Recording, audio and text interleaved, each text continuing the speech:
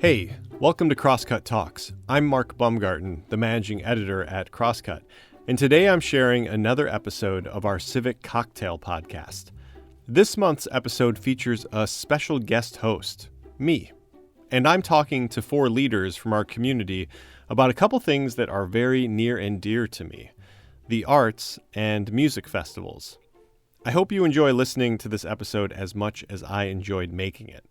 Also, one quick reminder that this conversation is coming to you a little later than it needs to. We actually posted this talk to our Civic Cocktail podcast channel a little earlier this week. So if you like what you hear and you would like to hear it even earlier, please search for Civic Cocktail wherever you listen, or check our show notes to subscribe.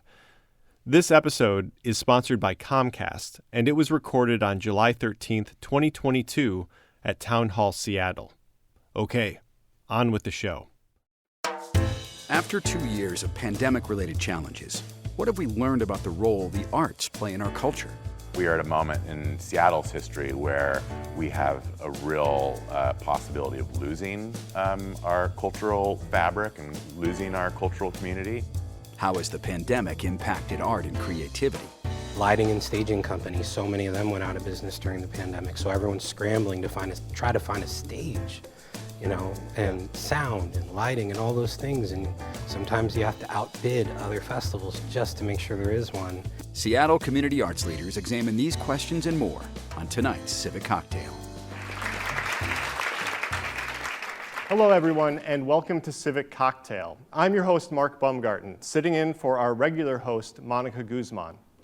Tonight, we're talking about the arts and checking in with a few of the people who foster the creativity that brings Seattle to life.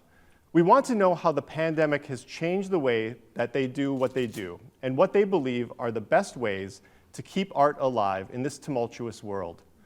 Later on, I'll be inviting 2 leading lights of our region's music festival industry to talk about the return of those outdoor celebrations. But first, I'm speaking with a pair of instigators in the world of visual arts primarily. Vivian Phillips is an arts and communications strategist who has helped many arts organizations, and she is the founder and president of Arte Noir. Greg Lundgren is a curator, artist, and entrepreneur. He is also the creative director and co-producer of Bumbershoot and the founder and director of the Museum of Museums. Vivian, Greg, welcome to Civic Cocktail. Thank you. Thank you. Okay, so when the pandemic hit in the spring of 2020, it disrupted everything, including our social lives. A big part of those social lives in Seattle and every other city is the arts. So audiences had to experience the arts through screens, like this one, and many arts organizations had to rely on their own creativity, philanthropy, and government assistance to survive. Now the arts are back, but it's a very different world than it was when everything shut down. So I want to start by going broad, and I want to start with you, Vivian. Can you tell me, what is the state of the arts in Seattle right now? I think it's really hard for me to get a good grasp on it. I know that there are a lot of artists that are still looking for a place to be. But then last night I was at the Paramount Theater and there were like 2,800 people in the theater. And I understand that Hadestown is 96% sold out. So that's like 20,000 people who will come and sit in those seats, right? My hope is that will continue, that people will get more and more comfortable, but we have to recognize that there are small arts organizations that are presenting in their own spaces, and people are not that comfortable being in a crowd in small spaces. I don't quite get it because I'm like squished up between a bunch of people at the Paramount and everybody's happy, but I think that we are still coming back. I think there's a lot of opportunity, and I think that there's a lot of creativity that was really expressed during the pandemic that I see continuing to be engaged at this particular point in time. So when you ask me what's the state of the arts, what do you want, numbers and cents? We still need more money. That's the state of the arts. Artists are still. I'll let you go. Go ahead. Give it to me. Artists are still working to secure a living wage. And until that changes, I think that the state of the arts is going to be on life support. Greg, what about you? What are you seeing? I mean, you're an entrepreneur. You have a number of different smaller spaces. Are people showing up? I think that people are showing up. I think that it's been a very difficult time, and I think that as a museum operator, we are largely based upon attendance, and so attendance is critical to our success. And I think that it's a business model that was designed pre-pandemic, and so we are responding to it, and we opened in an atmosphere that we weren't really familiar with, and no one really knew how that was going to play. I'm confident that we are going to come out of that, and I think that ultimately the pandemic affected everyone in different ways significantly. But I think that as it relates to arts and culture in Seattle, I think we have the same problems that we did 3 or 4 years ago. And I think that we have to. I really do think that it's a critical time. I don't think I think it's a time where we have to really fight for it and not take things for granted and not expect arts and culture just to be here just because we're a big city. I think that it's something that if it is going to survive, or if what I want it to be is to thrive, that it requires a lot of participation. And I think we are, as Vivian said, like you can go to a Mariners game and they can pack a 70,000 seat stadium. When they're winning. When they're winning. When is that again? Right now, anyway, well, that's another discussion. I think that we've seen that audiences will return to the Paramount, they'll return to the Showbox, they'll return to a stadium, and I think that they will return to an arts program or to an arts venue, but I think that we still have the same issues that we did 4 or 5 years ago, and that I think they're compounded by the pandemic. So if we are looking for 100 people to show up, we might get 25 people to show up. It affects smaller organizations more than it affects larger organizations. You said critical, but does it feel existential? Oh, it's always been existential. I feel like we are at a moment in Seattle's history where we have a real possibility of losing our cultural fabric and losing our cultural community. And I think that's what I'm here to fight for. I think that if I felt like Seattle was so vibrant and there was so much energy and so much support, I'd probably just get a studio and be an artist and make work and just not participate in the production of it, not participate in the curation of it, not participate in trying to bolster that economy.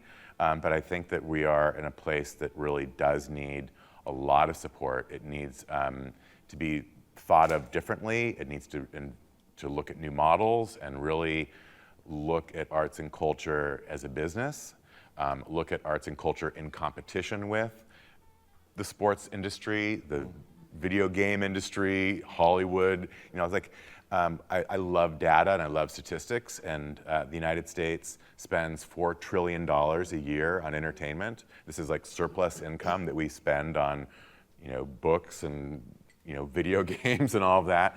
And the art world takes such a small sliver of that pie.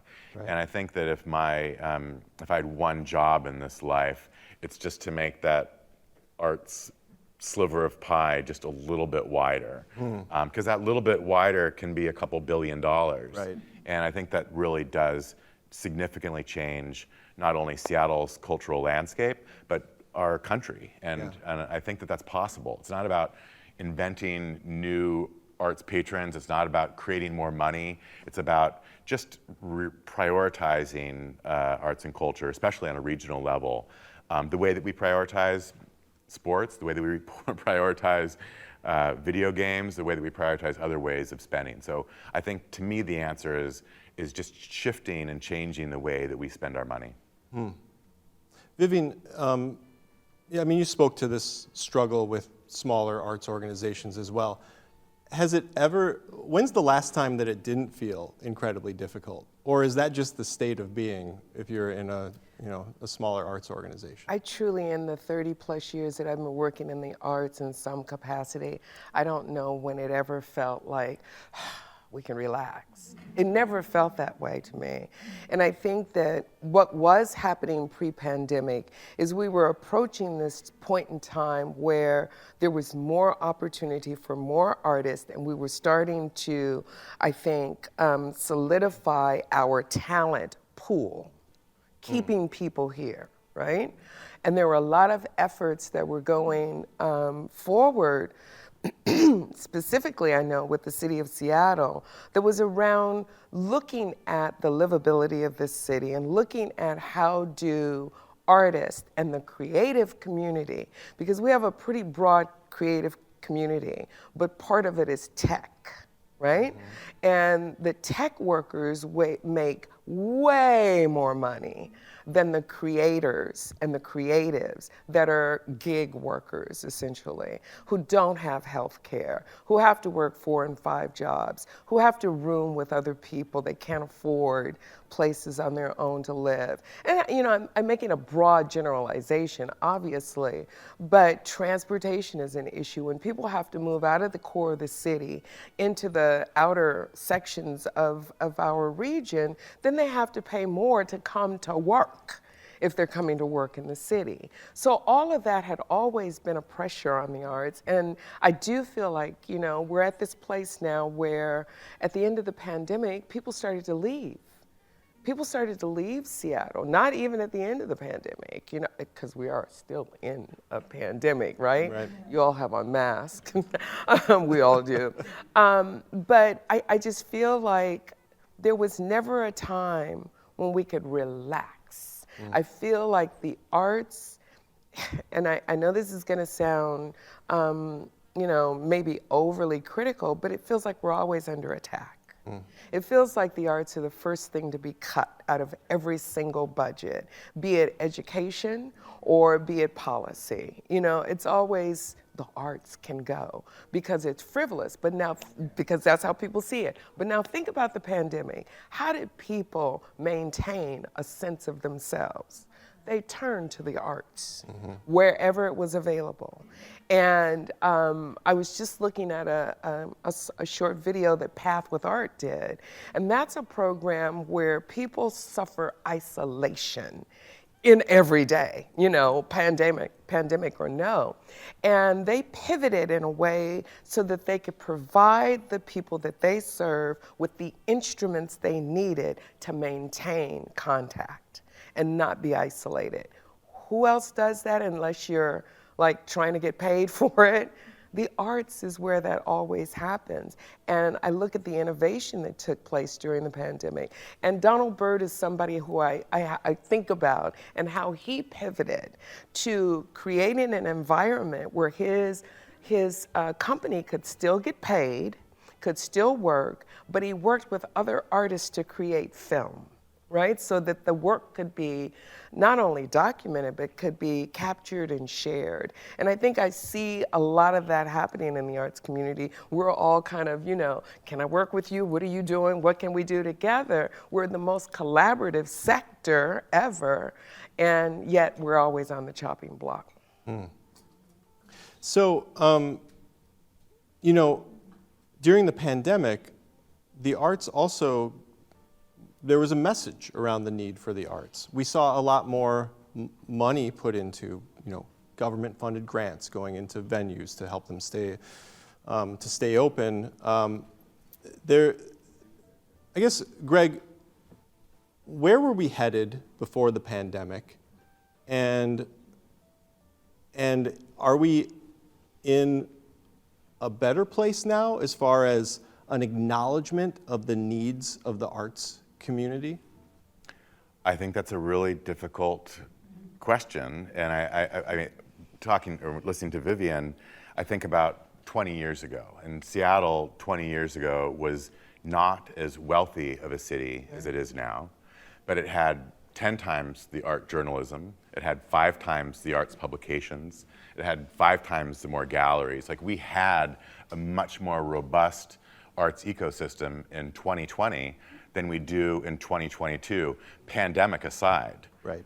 So how do you justify that we can become such a wealthier, larger city, but have an arts community that's diminished?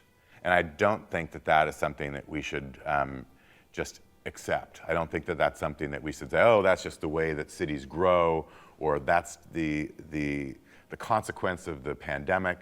I think it's a trajectory that we've been on with or without the pandemic. And I think it's a trajectory that we have to address, and that we have to be creative, and we have to be aggressive, and we have to try to solve it. Because in another 5 or 10 years from now, I think it could be that Seattle is an area that is very inhospitable to arts and culture. And we talk about people leaving Seattle. We talk about, you know, how many opportunities there are for artists or reasons to stay in Seattle. And I think as an arts producer, as an arts entrepreneur, I think it's my job and it's my passion to try to create a city that has more opportunity, to try to create a community that has more philanthropy, to try to create a community that sees that value and really takes an active role in that. And that's not just about millionaires and billionaires. That is about, you know, I look at this kind of like micro grants. So like every time that you go see a show, every time that you buy a book, every time that you purchase a $25 piece of art, like that is your way of participating in your local community. And so if we can't rely on the billionaires to underwrite and support the programs that are vital to our culture, then I think that we should be, repositioning ourselves to reach out to the hundreds of thousands that can give $25, that can give $200.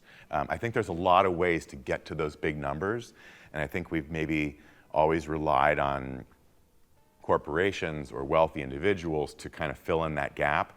And over the course of 20, 25 years, that hasn't happened. And I instead of just pointing fingers or throwing up our hands, I think we have to look at alternative solutions. And I think for me personally, that alternative solution is getting a lot of people to give a little bit instead of looking for a few people to give a lot. So in order for that to happen, you need people to interact with art, right? Definitely. And you both are people who create space where people can interact with art. So let's talk a little bit about what that takes. And in particular, I want to talk to you first, Greg, about Museum of Museums, or the Museum of Museums, MOM. So you opened March 2021 after a false start. We built the museum during the pandemic. We got the keys in May of 2019. And so the business model was a pre-pandemic business model. We spent a lot of the pandemic tearing out walls and converting a 1945 medical building into an art space. We opened for a week in October of 2021, and we were shut down by governor decree, which I don't blame Jay Inslee for, but we went from like being open for 5 days to being closed for 7 months. Right, to be clear, everybody had to close. Yes, not just we were not being picked on. But it was a really difficult time to open an art space in general. I think that opening any kind of gallery, any kind of for-profit art space in the city is a risk. And it's something that most people wouldn't do because it just doesn't have a history of penciling out well. I was inspired by a model that was community-based and community-driven that relied on people, paying at the door or sponsoring through membership. As Vivian points out, we have been anemic. We have been at the mercy of grants. We've been at the mercy of a lot of goodwill, and I think that in the future of art has to be self-sufficient. I think it has to find ways to be something that people want to participate in and is sexy and is something that is digestible and understandable. And if you make it too exclusive, if you make it too opaque, if you make it too intellectual or even an academic in some ways, you've really you've diminished your audience. And I think as an arts community, we need to be reaching out to the largest possible audience, and that is across the board, whether that's youth, whether that's seniors, whether that's low income, whether that's high income, whether that is the amateur that knows very little about art or the academic. I think that we really are in a place where it is critical, and I think that it is not something, I don't think I'm being dramatic. I think that like the next 5 years of Seattle's future are really going to define if we emerge from a pandemic with a robust arts economy or whether we're kind of a wasteland. So I want to stay with you for a little bit longer. Sure. Like just the nuts and bolts of opening an arts venue right now, what have you been running into? Because there are a lot of things. I mean, it's difficult to do anything right now, but especially I think trying to open up a space while there's a lot of inflation, there is supply chain issues, there are staffing issues. How has that impacted getting this effort off the ground? And I'm going to talk to you next. Well, I think any business that you open is, I call it like there's takeoff and then there's kind of reaching your cruising altitude. Cruising altitude. And we're still in takeoff mode, and we'd be in takeoff mode with or without a pandemic. And so we don't have like 3 years of financial history prior to the pandemic to compare it to. Like this is a very kind of unique model for the city, and it opened in a very inopportune time. But I do feel very optimistic. I feel like we're going to survive through this chapter. I think people have shown their support, and enough people have shown that it matters. And so I think that if we were without a pandemic, I think we'd be cooking with oil. We'd be really buzzing. I think instead survival is success right now, and I think that I'm proud of what Mom has become, and I think it continues to evolve into a better organism, and I think its future is bright. Has it been hard? It's been super hard. I think that what we have to do is we have to look at the museum as something that you can't just take for granted. And like we have a lot of energy that's spent on social media and like outreach and trying to like really connect to an audience. And I don't think maybe 10 years ago you could kind of have social media is less important, or you could be a little bit lazier with that. And I think that right now you have to realize that everyone is distracted. Everyone is concerned about their financial place in the world, and Seattle's a very expensive city to live in. And you have to remind people why art is important. You have to give people a reason to come out, and sometimes that is like, this is a good place to take a date, or this is a good place to learn about something you don't know about, or this is a good place to take a selfie. I mean, sometimes you have to, and it sounds bad to say because you should be able to say, no, you should just come here because it's important, because I say it's important.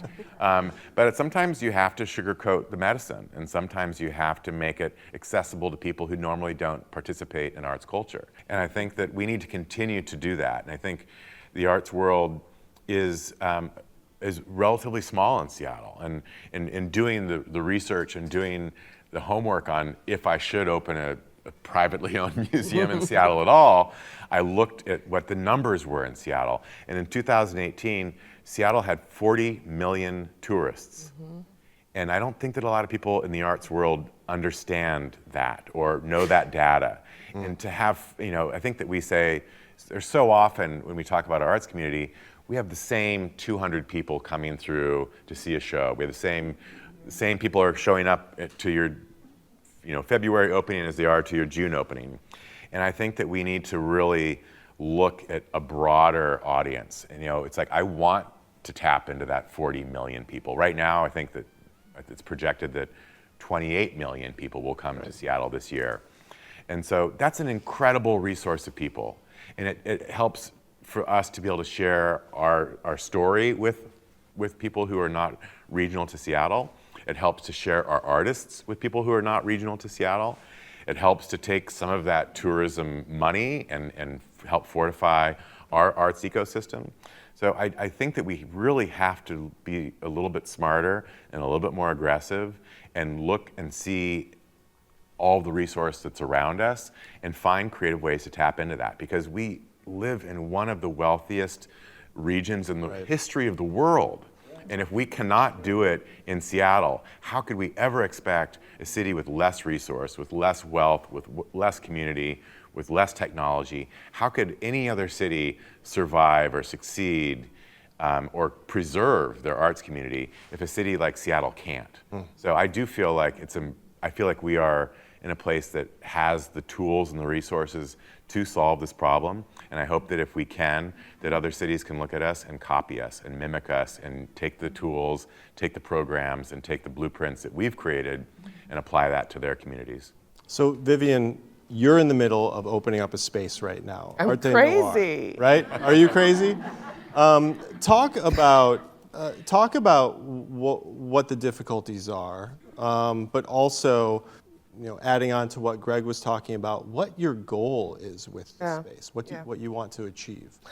Well, one of the things I was thinking about as I was listening to Greg is in the creative sector, facing failure is the thing you do, right? So you don't run away from fear. So I didn't run away from the opportunity to do a crazy thing like open an art space in the heart of the central area, right on the corner of 23rd and Union, post-pandemic.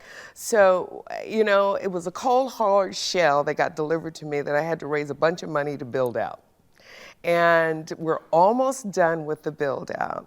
What we intend to do, we will host Onyx Fine Arts Gallery. So there will be a Black art gallery in this space, but we are also providing Black art retail. So we're working with local artists and sourcing products from other places as well, that you can come into this space and be surrounded by Black art. You can purchase it, and 100% of the proceeds from the sale will go to the artist. So what we're trying to do is create a revenue generating operation for artists.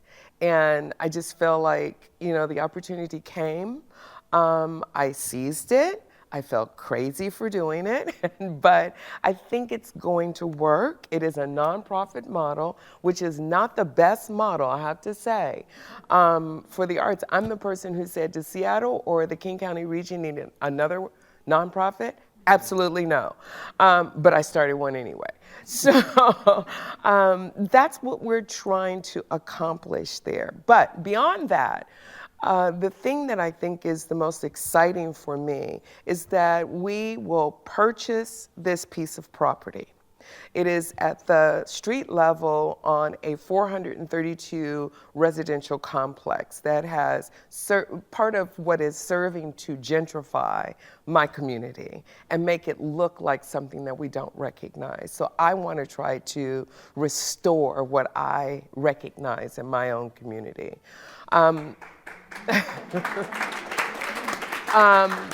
But we're purchasing this piece of property.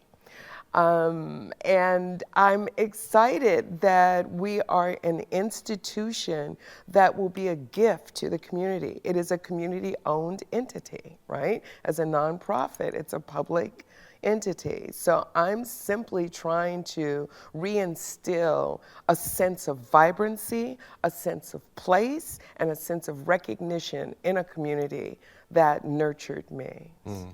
That's what we're trying to do. So I want to talk, we've just got a few minutes, I want to talk about art.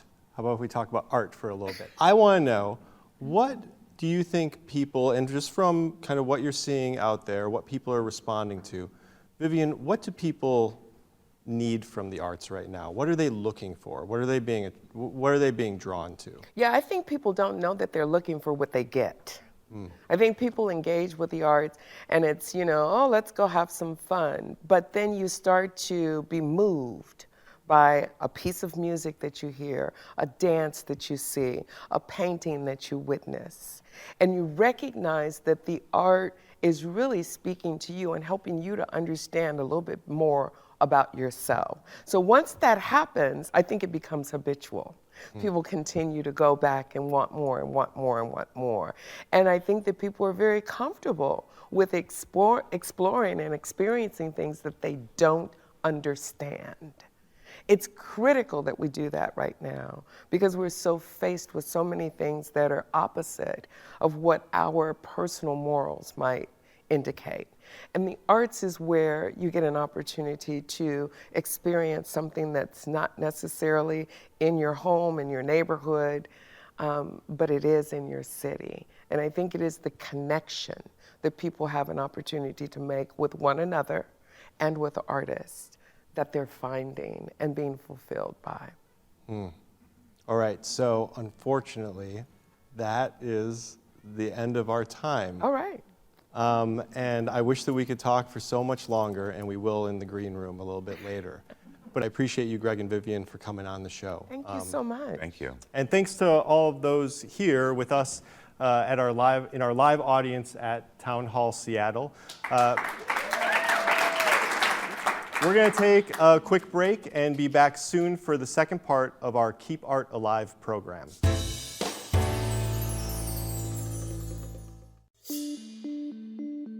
Comcast strongly supports civic engagement and is proud to sponsor Civic Cocktail. Everyone deserves to participate in the conversation, and Comcast plays an important role in helping people stay connected. For 10 years, Comcast has supported digital equity for all through its Internet Essentials program. To learn more about Comcast's commitment to advancing connections, visit internetessentials.com.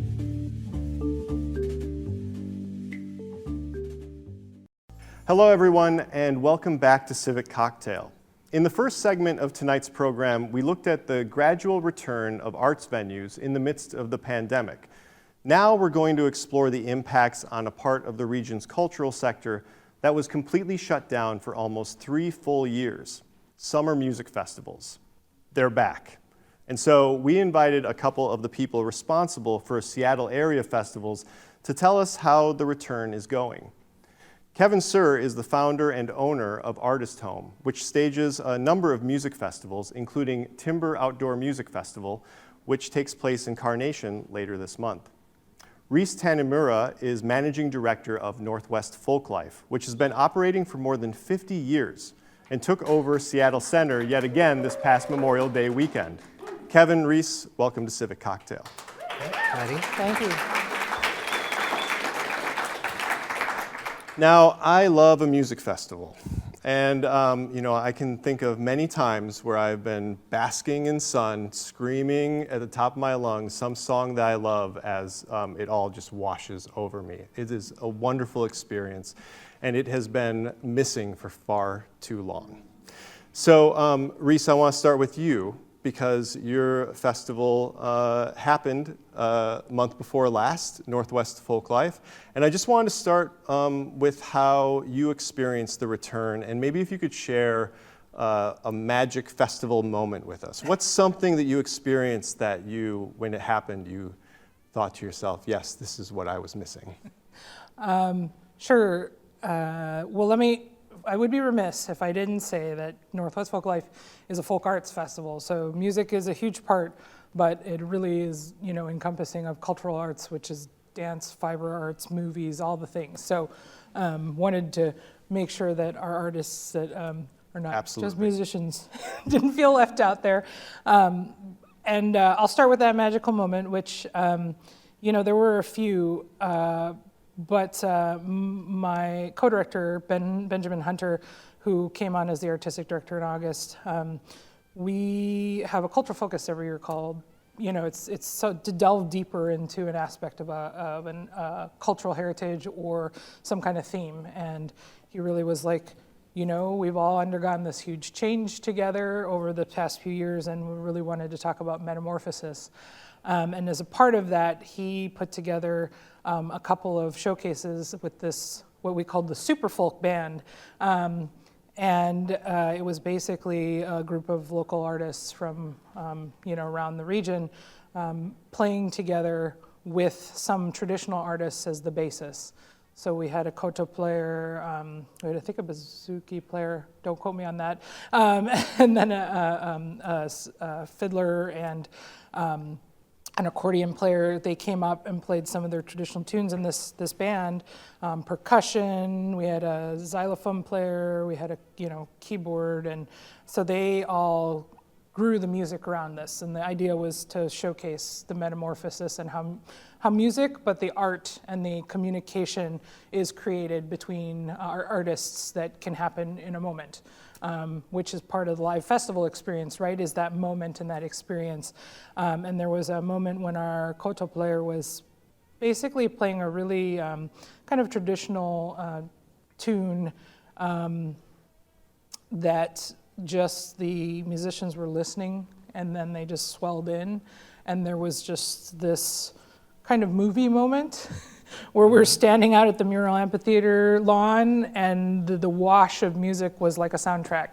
And that was, the moment was like, we're back, we're together, we're doing something together, we're building it back together, and that was it. And everything else was just, the icing on the cake after, many, many months of worrying and agonizing, and also, some joyous, building back to this moment. So. Yeah, that's beautiful. Kevin, so your festival is happening later this month. You're in the middle of it right now, so thank you for spending some time with us.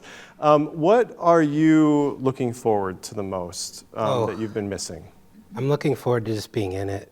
It actually happens next week.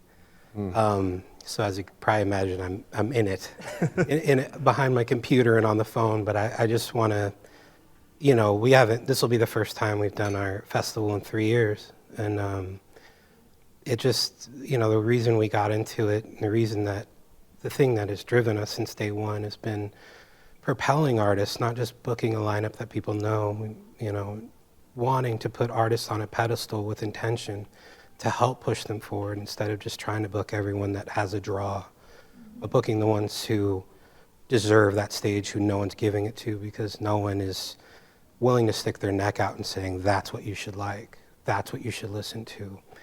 And so I look at that void of all these artists that we haven't been able to do that for a long time. And I think, with a break, I'm kind of living my dream, like a dream job, and, we have this, it's all driven from my experience as a former working musician and trying to right a lot of wrongs I saw in the industry through everything we do. But through that, I found an amazing community of support that just believe in discovery, that believe in music, and who, you realize, my job is helping people create memories that they're going to take with them to their grave. And putting a stage and a moment together where people aren't necessarily, I look at the photos of our festivals and you never see anyone with a phone in the air. And I realize what we've accomplished is, a lot of festivals and things are places that are designed to be seen at, and we've really done a good job of creating places where people just want to be present. And that's the one thing that we haven't been able to do for 3 years. Like I said, we had the first segment, and there was a lot of kind of, acclimating to the realities of sort of this new reality, the pandemic, the economic pressures, everything like that. If you're putting on a festival, you kind of you don't get to ease into it. It's one weekend, and you are diving into it. So. With respect to the fact that one of you has gone through it and the other one is right on the verge, Reese, what were the difficulties that you faced when staging this festival that you hadn't experienced before? Some of them were new, but some of them were old. I think Vivian and Greg were talking about the things that existed before the worry, for Folklife, it's a lot about what's the weather going to be like on the weekend. It's, largely outdoor stages and workshop areas. And so, and also, what's the continuing interest? And I don't think there's a part of me that's always like, the interest is there. Even folks who wander into the Seattle Center because it's a public space, right? There's an interest is coming into this thing that a lot of folks have never seen the scale of that as something they can walk into without buying a ticket or anything, right? So, but there is that, there's always a back of the mind, like, have people moved on, or are they going for, what's popular, whatever it is. So, some of the things, the labor costs have gone up, the nuts and bolts of it. There have been, we've been out for enough time that folks left our industry to go to more stable jobs or go to areas that had reopened already, or the cost of living generally, like they can afford to live there and do what they want to do in our sector. There's also all the supply chain, will you have this or that, or will we have enough of whatever. Also, those prices keep going up, and then at what point do you just shut people out and cause a barrier for that to be inaccessible? Also, at what point does it just become no return because people won't pay that? And so I think what we faced going in was just not to look at it as how to return to where we were heading into 19 and 20, but how to look ahead and rebuild and reimagine what we want our cultural scape to look like, and embody that into this event, which was sort of like the coming back. We had a soft landing. We did get a shuttered venue grant, which allowed us forward capital to be able to imagine things that we hadn't before, to absorb some of those rising costs in a way we hadn't before. And in a way just set for me, it set my mind as like, if arts had this capitalization, imagine how innovative we can continue to be. So you're saying if you had regular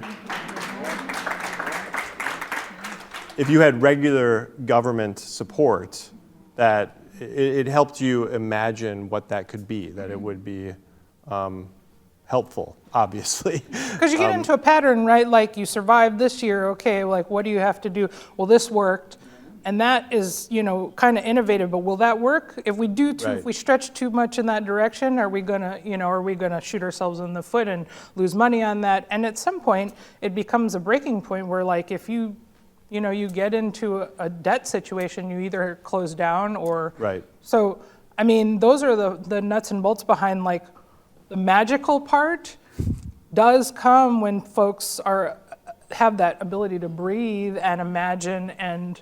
When there's a solid foundation. Move forward, right. And do things differently, not because they have to make a bottom line, but because they are wanting to imagine something different. Yeah. Kevin, economic pressures, you're seeing the same things. Staffing costs going up, inflation. Yeah. How is that impacting the work that you're doing? Yeah, with music festivals, it's amazing how every major kind of event in the world affects you, and it affects from staffing shortages, which come from 3 years of not doing it, and a lot of industry people have moved on. Lighting and staging companies, so many of them went out of business during the pandemic, so everyone's scrambling to try to find a stage, and sound and lighting and all those things, and sometimes you have to outbid other festivals just to make sure there is one, and then next thing you know, there goes your grant money, but thank God it's there. So yeah, all those factors really come into play, and those challenges are there, but I think for a lot of our venues and for a lot of that have been trying to make this work, and quite frankly, it's been a rocky road for 1 year. You're talking about general music venues. General music venues, because the venues are really the foundation of it all, at least for the side of music where musicians are trying to be a name. I write this music, I'm trying to be known for this, that drives ticket sales, that pays me. And the venues are the path for those musicians to get from your 100-person Connor Byrne to your 800-person Showbox and so on and so forth. And if those venues weren't around, we wouldn't really have the talent developing itself to be on our stages because we're just the top.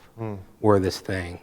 So the health of the larger music economy is necessary for these one-off, or not one-off, but single weekend festivals every weekend to really thrive. I think if you're a festival like ours, and especially like you're depending on artists that are, yeah, we have a number of artists that are household names, but we are highly dependent on discovery and finding those new artists. And if they don't have a place in Seattle, then we're not there to find them and put them on our stage. And yeah. So Reese, you're a musician. You're both musicians, and you are deep in the music community and in the music economy. What is the state of the music economy in Seattle right now?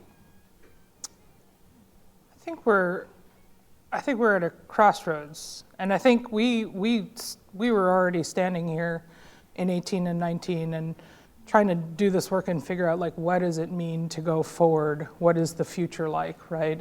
And the pandemic really, in a way, made us evaluate some of the ways we were doing things, and on autopilot and just trying to struggle to catch up. And then when you're stuck at home for 2 years, you have to think about, like, who am I? What is my place?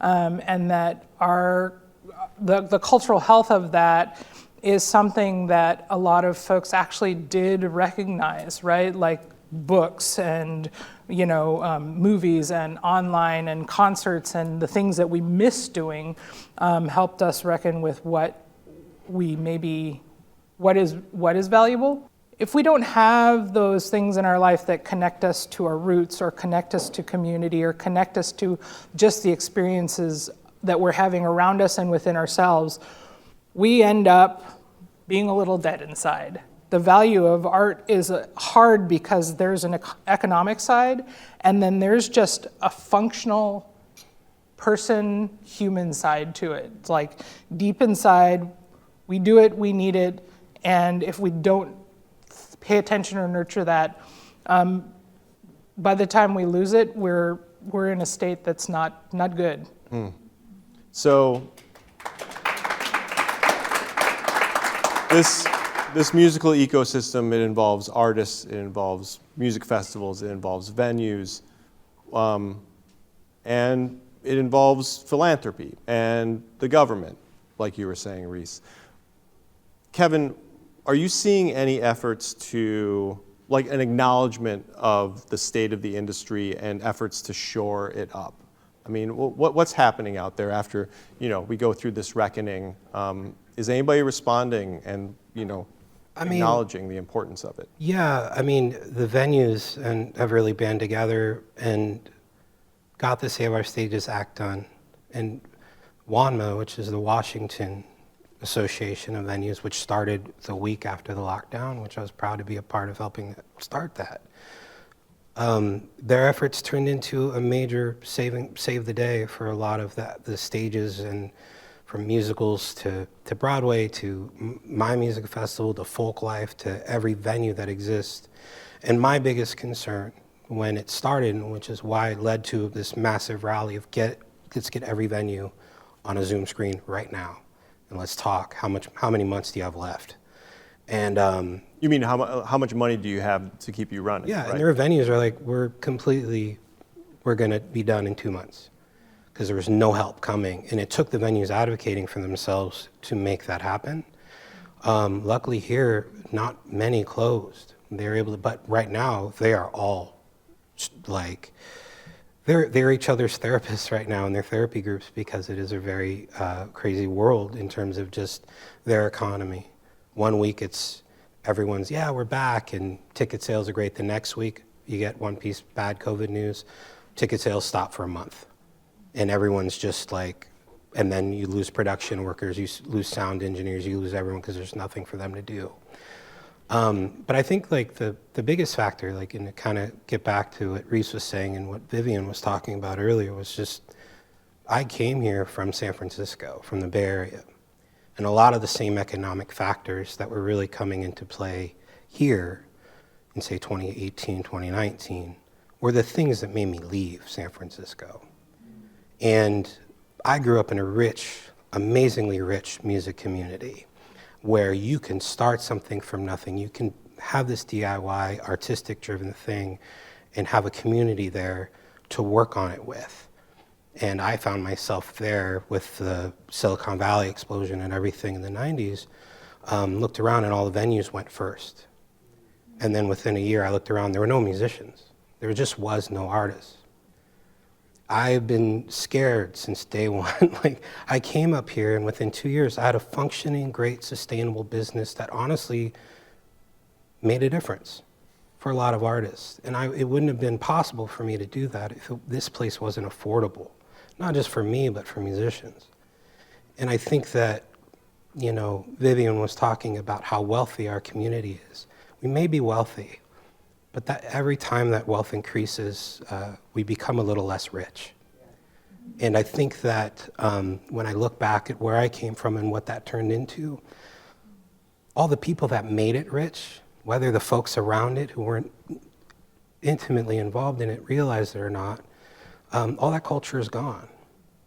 And and so that is a thing that when the pandemic started, I was like, our smallest venues, these places that are the economic pathways for musicians to go from a 50-person room to a 200-person room, et cetera, that's the path.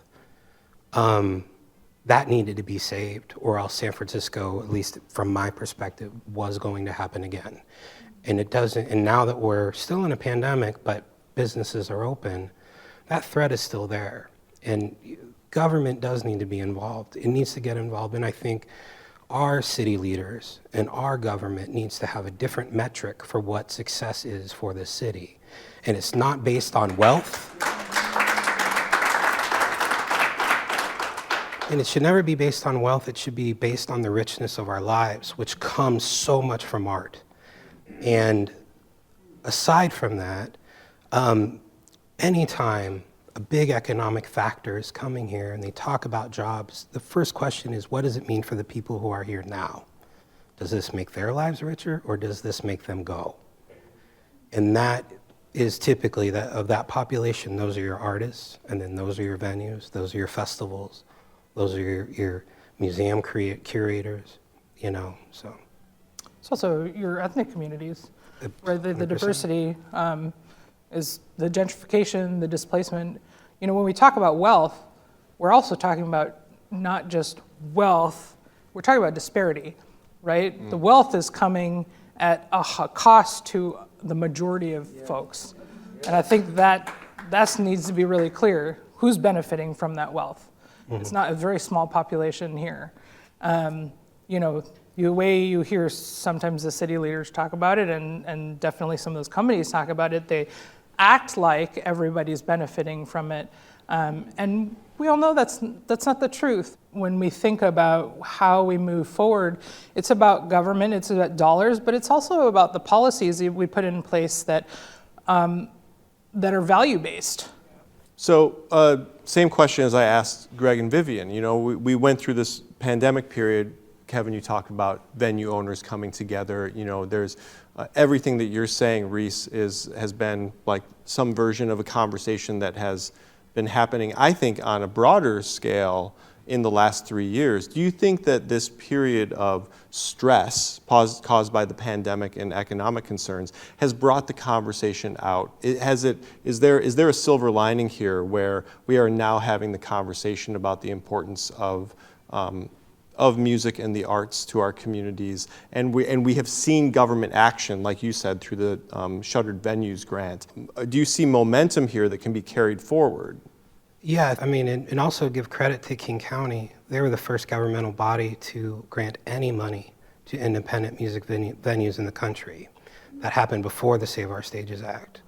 So you do have to, you know, King County was kind of the first to step up, and it was it was the first little thing that gave those venues that had a month or two a lifeline to get to the Save Our Stages Act.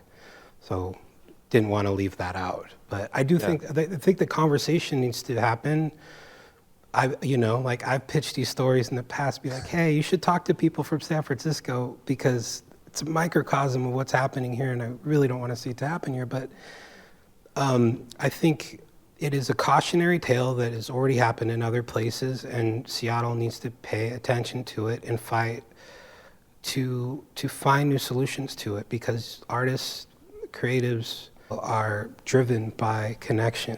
They're not driven by this economic factor, and it takes people connecting to that and paying for that. Now, maybe add that, from an asset-based perspective, if you look globally at economies and countries that invest in their cultural scape, it means tourism.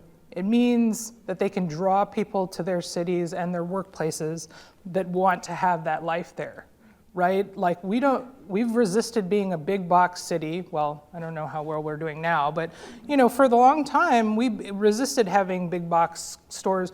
So what is it that keeps the cultural landscape such that people are interested and engaged, and there's a different set of values that governs how people choose to invest in their life here, including the environment, including all the things that make the Northwest special, right? The Pacific Northwest sets it apart from what's happening.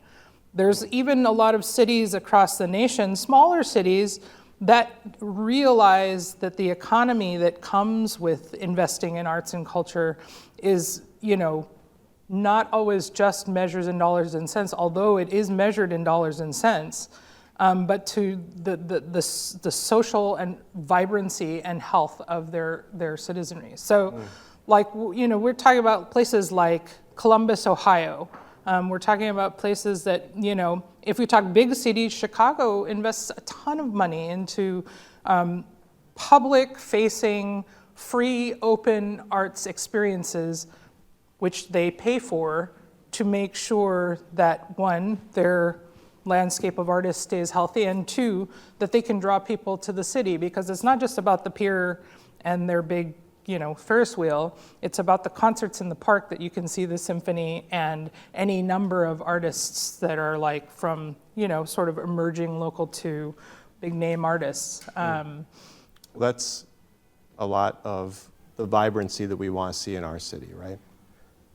Unfortunately, we are out of time. It's been great talking to both of you. I wish we could keep talking. And we will keep talking, and so will everybody here. Afterwards, Reese, Kevin, thank you so much for coming on Civic Cocktail. Thank you. Thank you.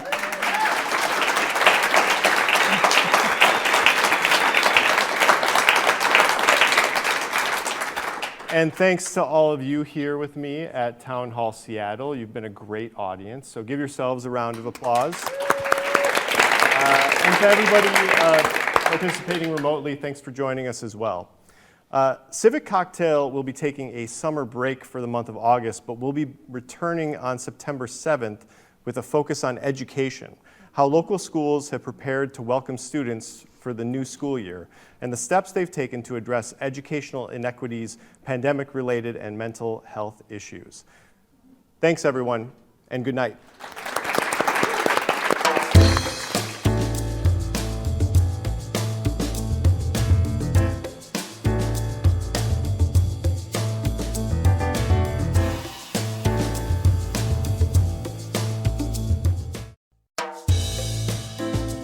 This episode of the Civic Cocktail Podcast was produced by Mark Baumgarten. The live event was produced by Jake Newman and Andrea O'Meara.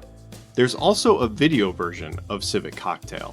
The monthly event is streamed live, broadcast on KCTS 9, and available on demand at kcts9.org and through most streaming platforms. The executive producer of Crosscut Podcasts is Mark Baumgarten, and the executive editor of Crosscut is M. David Lee III. If you'd like to attend the next taping of Civic Cocktail or any of Crosscut's other events, go to crosscut.com/events. You can subscribe to the Civic Cocktail podcast wherever you listen.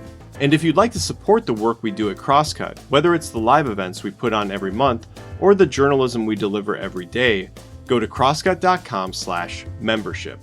In addition to supporting our journalism, members receive complete access to on-demand programming from KCTS 9, Seattle's PBS station. For more on Civic Cocktail and other Crosscut podcasts, go to crosscut.com/podcasts. For the latest political, environmental, and culture news from the Pacific Northwest, visit crosscut.com. Civic Cocktail is a product of Cascade Public Media and Seattle City Club. We'll be back next month with another conversation.